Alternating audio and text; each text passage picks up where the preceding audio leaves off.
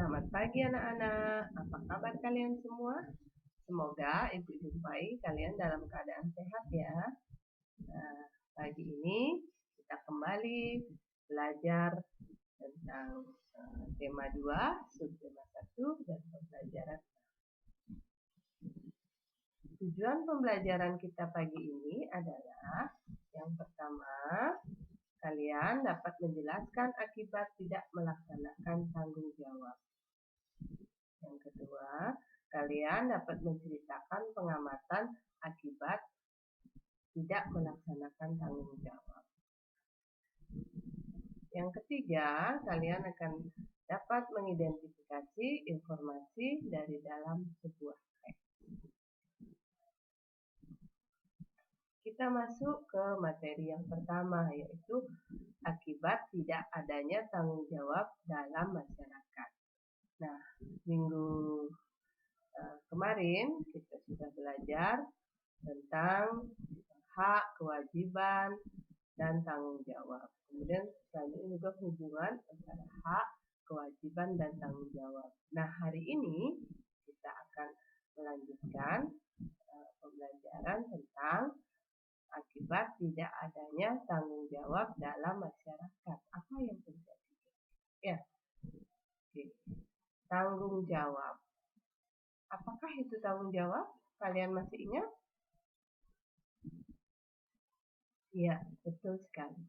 Tanggung jawab adalah sikap yang harus kita miliki saat kita diberikan sebuah tugas untuk dilaksanakan. Ya, itulah yang dimaksud dengan tanggung jawab. Kalian pasti masih ingat ya. Nah, coba perhatikan gambar berikut. Apa yang terjadi? Gambar apa ini? Ya, betul sekali. Gambar seseorang yang sedang membakar sampah. Nah, kira-kira akibat apa yang terjadi dari tindakan orang ini yang tidak bertanggung jawab? Ya, sekarang kita perhatikan teks berikut. Oke. Nah, ini teksnya, kita baca sama-sama ya. Rumah Putu tidak memiliki pembuangan sampah di depan rumahnya. Sampah dari rumah yang belum dipilah sehingga bercampur dengan sampah plastik diletakkan begitu saja dan ditumpuk di depan pagar rumahnya. Akibatnya banyak lalat yang berdatangan dan sampah itu mengeluarkan bau tidak sedap. Banyak warga mengeluhkan kondisi tersebut. Mendengar keluhan warga, Pak Putu malah membakar sampah miliknya. Asap pembakaran justru semakin mencemari udara lingkungan tempat tinggal Pak Putu. Apalagi asap hasil pembakaran mengandung zat berbahaya yang sangat berbahaya bagi kesehatan. Nah, apakah Pak Putu orang yang bertanggung jawab menurut kalian? Ya, betul sekali. Pak Putu adalah orang yang tidak bertanggung jawab. Ya. Apakah akibat dari tindakan Pak Putu menurut kalian? Dengan cara dia membakar sampah, kemudian sampahnya masih bercampur, ada plastik di dalamnya. Apa yang terjadi? Apa akibatnya? Nah, jadi akibatnya udara di lingkungan sekitar itu menjadi tercemar dan tentunya mengandung racun. Nah, bila dihirup oleh warga lain, tentunya warga lain akan ikut menerima dampaknya. Jadi dari salah satu orang yang tidak bertanggung jawab, orang lain harus menanggung akibatnya. Nah, jenis-jenis tanggung jawab apa yang sebagai warga masyarakat? Apa saja sih jenis-jenis tanggung jawab sebagai warga masyarakat? Kalian perlu tahu ya, karena kita hidup dalam lingkup masyarakat.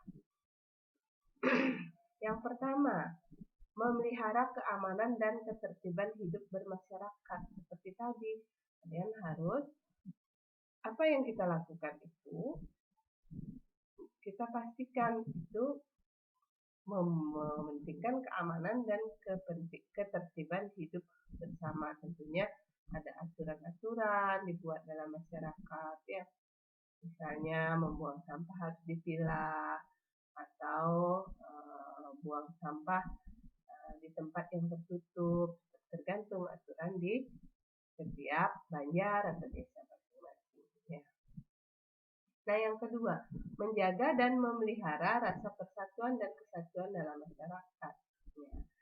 Kita juga bertanggung jawab untuk memelihara persatuan dan kesatuan dalam masyarakat. Ya. Itu juga jenis-jenis tanggung jawab termasuk tanggung jawab sebagai anggota masyarakat. Yang ketiga, meningkatkan rasa solidaritas sosial sebagai sesama anggota masyarakat. Jadi kita harus saling merasakan bila ada tetangga kita yang sakit, mungkin kita harus menjenguk, atau ada tetangga kita yang kekurangan makan, kita membantu memberikan makanan bila mampu. Itu adalah tanggung jawab sebagai anggota masyarakat. Kemudian yang keempat, menghapuskan bentuk-bentuk tindakan diskriminasi dalam kehidupan di masyarakat untuk menghindari perpecahan masyarakat, bangsa, dan negara. Apa itu diskriminasi? Jadi kayak misalnya kalau di Bali kita mayoritas kan Hindu, mungkin ada warga Islam atau Kristen. Kita tidak boleh mendiskriminasikan mereka, tidak boleh membedakan mereka gitu ya, dari mempunyai hak yang sama, misalnya hak untuk beribadah, hak-hak dasar sebagai manusia hidup. Kita tidak boleh melarang mereka melakukan ibadah, kita harus menghormatinya. Begitu juga ketika misalnya di tempat lain kita menjadi kaum minoritas, juga hal yang sama ya.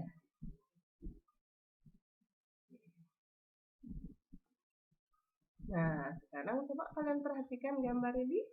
Kira-kira anak tersebut apa bentuk tanggung jawab yang harus dilakukan oleh anak tersebut? Kalian perhatikan gambar ini.